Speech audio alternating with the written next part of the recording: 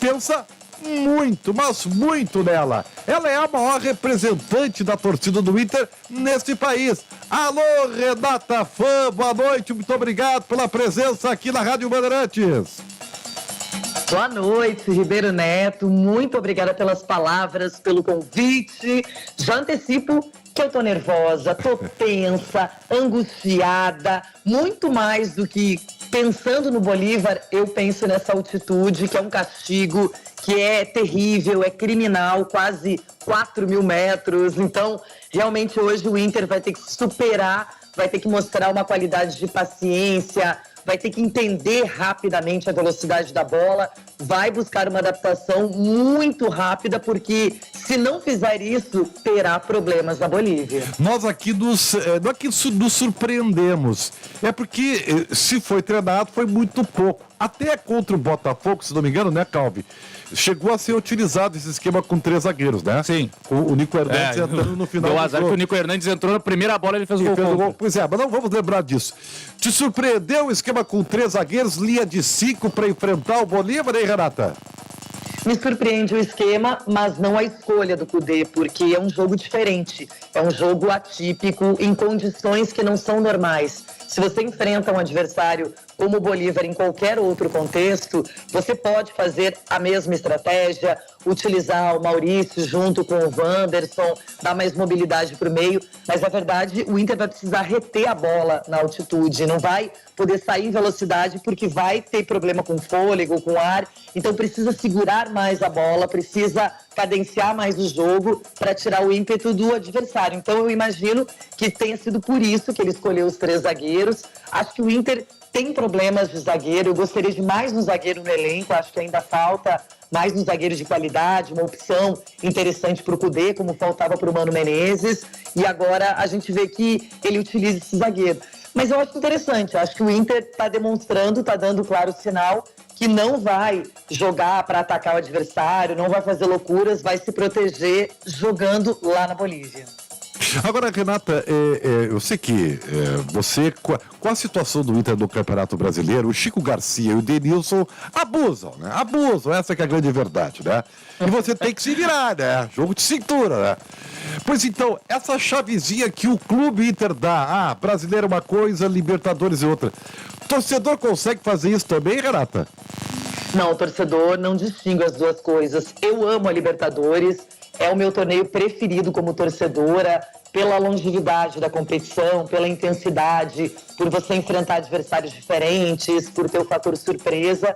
Mas neste ano, o Inter poderia ter pensado melhor a estratégia desde o começo da temporada, perdeu o Gauchão, e não é que perdeu o Gauchão chegando numa final, pelo contrário, já começou fazendo um papel que deixou a torcida muito chateada. Além disso, na Copa do Brasil, poderia ter passado, levou a decisão para os pênaltis contra o América, então está fora, e foi se perdendo. E no Campeonato Brasileiro, quando você começa a desperdiçar pontos, é muito difícil recuperar depois. Mas tem um segundo turno, todo mundo está pensando a mesma coisa. E o que me impressiona é que algumas equipes que vão muito mal, como o Santos e também o Vasco, se reforçaram bastante, trouxeram jogadores, qualificaram seus elencos. E o Inter, ele vai lá e traz um super goleiro, legal, bacana, foi o herói do melhor jogo, comandado pelo Kudê, mas nós tínhamos um grande goleiro, que era o John, sendo uma atração no Campeonato Brasileiro, fazendo a defesa mais bonita contra o Vasco. O Inter não traz um lateral esquerdo, não traz um zagueiro, e eu fico preocupada com essa falta de planejamento na montagem do elenco e na remontagem desse elenco. Então, o brasileiro, ele vai exigir que você tenha peças de reposição, que você tenha opções quando você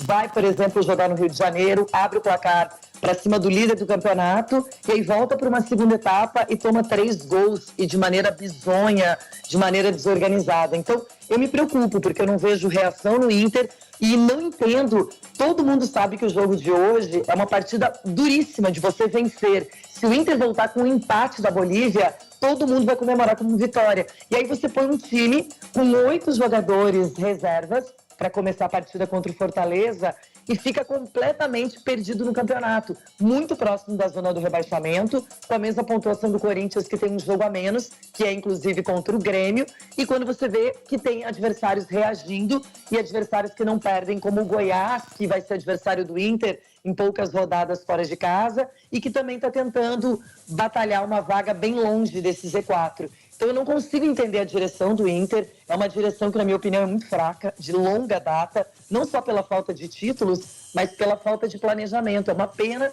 que o Inter esteja tão bem na Libertadores, empenhado, e agora vai ter um adversário diferente. Ninguém chega numa fase como essa de quartas de final se não tiver qualidade, ou pelo menos algo muito bem feito e executado. Então, hoje eu estou preocupada, mas eu faço uma declaração aqui que ela é polêmica. Se eu tivesse que se tivesse que pensar em rebaixamento, mas que o preço do rebaixamento fosse ganhar um título de Libertadores, eu aceitaria. Porque a Libertadores é uma outra coisa, te leva para outros caminhos de grande status, de grandeza, como o Internacional quer.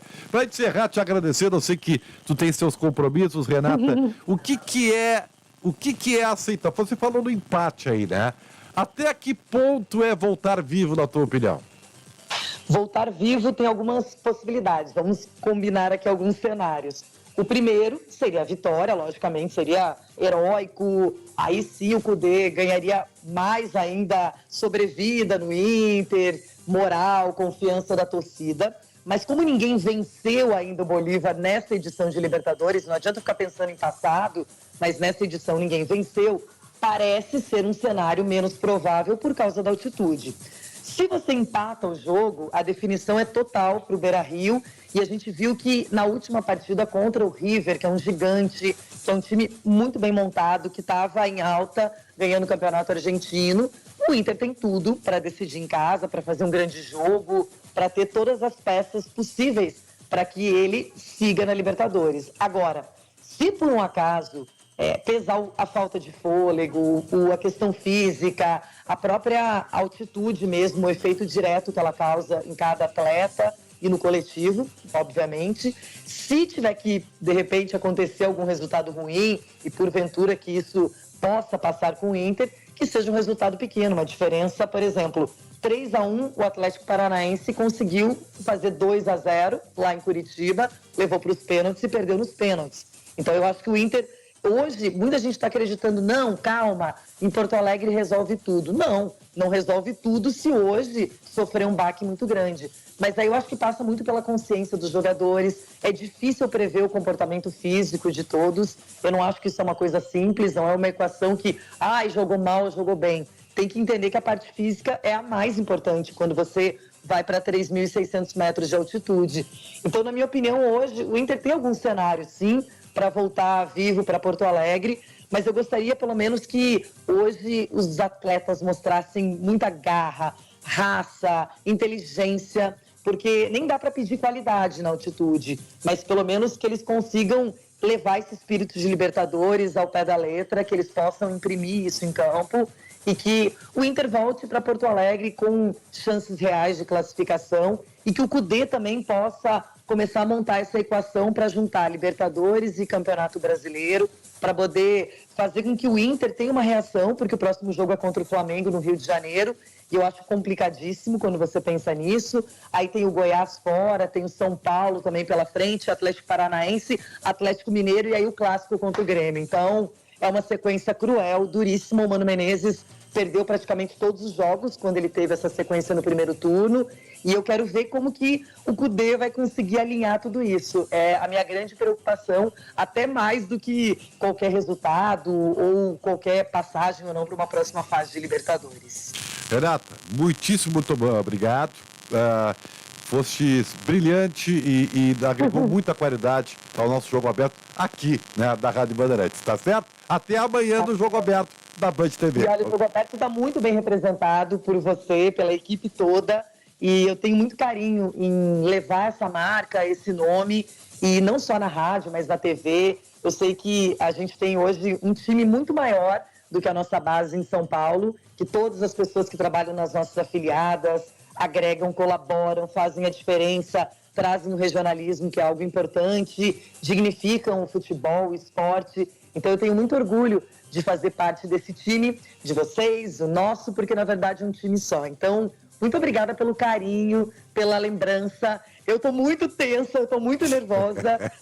Eu tenho certeza que os colorados que estão acompanhando agora o programa, eles sabem que tá todo mundo desse jeito, que a gente sofre, mas não tem como ser diferente. Agora é esperar a partida, que aconteça e depois começar a pensar nas estratégias futuras. Tudo de bom para vocês, excelente jornada por aí. E vamos, Inter! Valeu, Renata. Um grande abraço, Renata, fã do Jogo Aberto da Band TV. Agora aqui no Jogo Aberto da Rádio Bandeirantes, 6h14.